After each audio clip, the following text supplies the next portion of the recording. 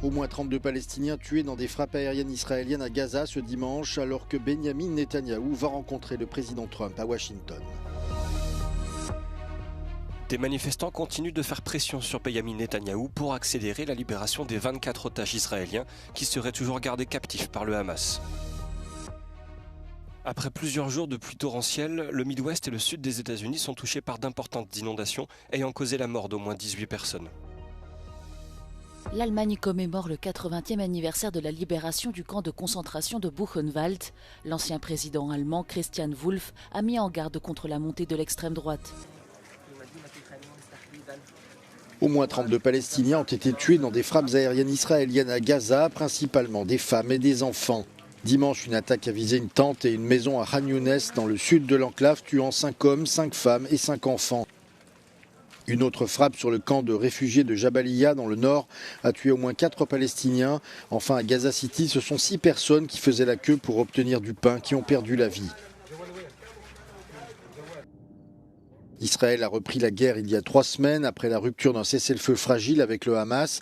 Des frappes quotidiennes et des opérations terrestres ont eu lieu depuis, tuant plus de 1000 personnes selon un rapport de l'ONU.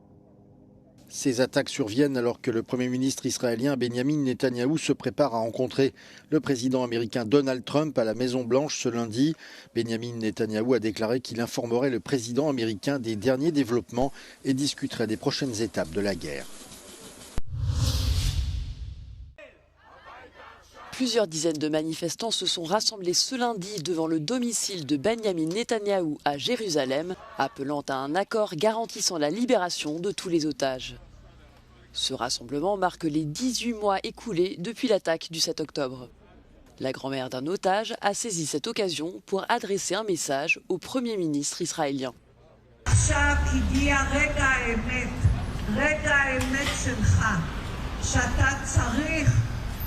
אתה בארצות הברית ואתה צריך שם לשבת עם הנשיא טראמפ ולגמור עסקה שכולם יצאו החוצה הביתה. אנחנו מצפים לזה.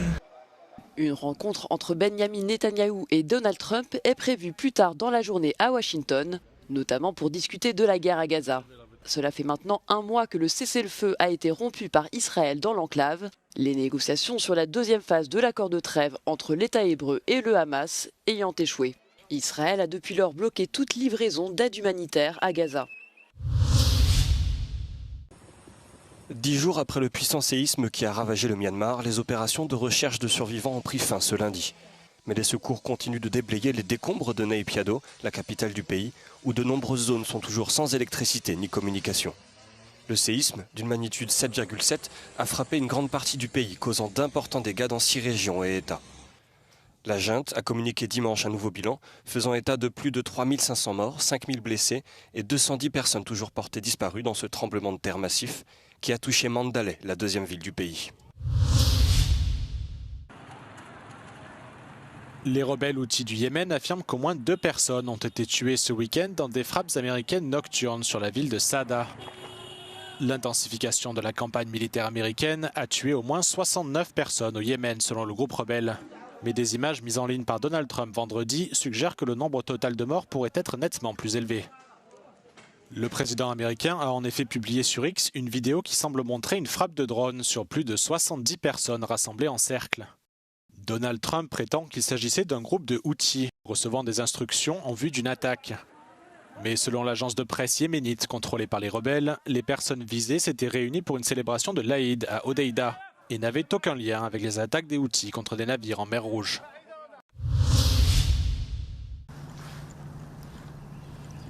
Marquées par plusieurs jours de fortes pluies et de vents violents, les régions du sud et du centre des États-Unis ont fait face à d'importantes inondations, causant la mort d'au moins 18 personnes. Dans le Tennessee, si la pluie commence peu à peu à diminuer, certains habitants sont toujours sans nouvelles de leurs proches. Came here to check on my dad. He lives right over there by the baseball fields, and ain't really heard nothing from him. And just want to try to make sure he was safe and out of here. Dans l'Ohio, le niveau de crue de la rivière, du même nom que l'État, devrait atteindre 18 mètres de haut, son niveau le plus élevé depuis plus de 7 ans. Dans l'Arkansas, un garçon de 5 ans est décédé après qu'un arbre soit tombé sur la maison où il vivait. Les prévisionnistes ont averti que les inondations pourraient persister pendant plusieurs jours et que des tornades étaient à prévoir en Alabama, en Géorgie et en Floride.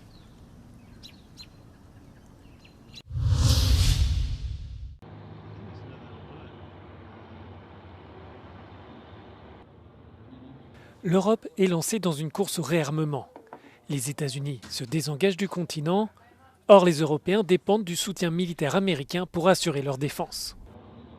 Toutefois, il existe un domaine où l'Europe dispose d'une certaine autonomie, les chars. Additionnées les unes aux autres, les armées de l'Union européenne comptent au total 4262 blindés, soit un petit peu moins que les 4640 chars aux États-Unis. La situation varie cependant fortement d'un pays membre à l'autre. La Grèce arrive en tête avec 1344 véhicules, devant la Pologne 614 et la Roumanie 328. À titre de comparaison, l'Allemagne et la France disposent respectivement de 296 et 215 chars. Si Athènes se distingue à cause des tensions historiques avec la Turquie, Varsovie a étoffé son arsenal pour répondre à la menace russe. Il faut directement tuer dans l'œuf l'idée qu'on puisse être en retard par rapport aux Américains. Nous avons en Europe à la fois les savoir-faire, les bureaux d'études, nous avons les technologies, les recherches scientifiques qui permettent de présenter des matériels qui sont au même niveau que ceux des États-Unis. Le cas des blindés reflète la problématique de l'industrie de la défense en Europe. Le marché est très fragmenté avec plusieurs entreprises et plusieurs modèles, comme par exemple le char français Leclerc, le modèle allemand Léopard ou encore l'Ariete italien. Actuellement, si on prend l'ensemble des capacités blindées européennes dont disposent les pays européens, en fait, on dépasse même la dizaine de modèles. Là où les Américains vont fabriquer 3 ou 4 modèles de véhicules blindés de type similaire. Des dizaines de modèles européens signifient des formations différentes, des pièces différentes et donc une maintenance adaptée. La question d'une standardisation des équipements est évoquée depuis de nombreuses années, mais derrière cette production se cachent des enjeux de souveraineté, d'emploi et d'activité économique que les capitales européennes ne semblent pas prêtes à abandonner.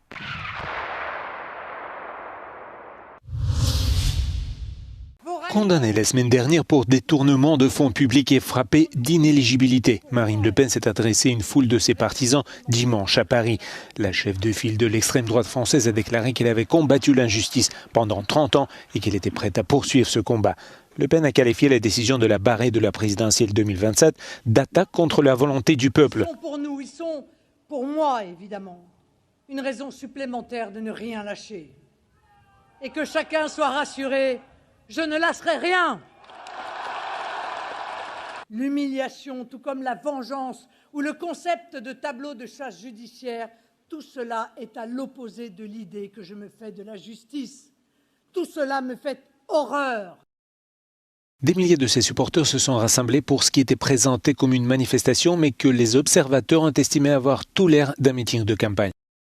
Lundi dernier, un tribunal a reconnu Le Pen, son parti et d'autres responsables du RN coupables d'avoir détourné des fonds de l'UE. Elle a été condamnée à une peine de prison avec sursis partiel et à une interdiction de se présenter aux élections pendant 5 ans.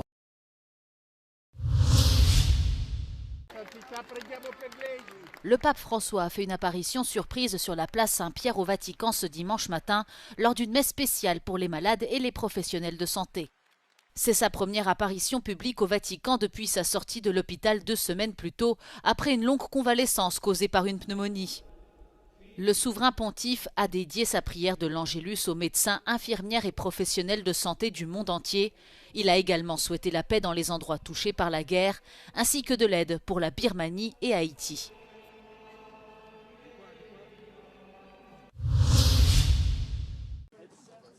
Le 80e anniversaire de la libération du camp de concentration de Buchenwald a été commémoré ce dimanche dans la ville allemande de Weimar, une cérémonie à laquelle a participé l'ancien président du pays, Christian Wulff.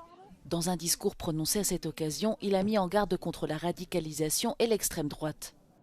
Aufgrund der Verrohung, der Radikalisierung und eines weltweiten Rechtsrucks kann ich mir inzwischen, und das macht mich beklommen, deutlicher vorstellen, wie das damals geschehen konnte.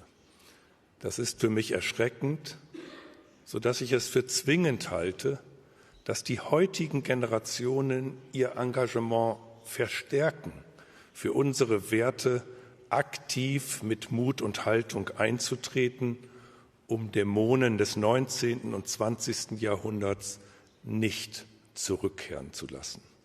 Christian Wulff a également critiqué la montée du sentiment anti-immigration défendu par le parti d'extrême droite Alternative für Deutschland.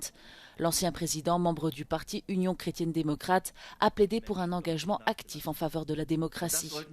Le camp de concentration de Buchenwald a été créé en 1937.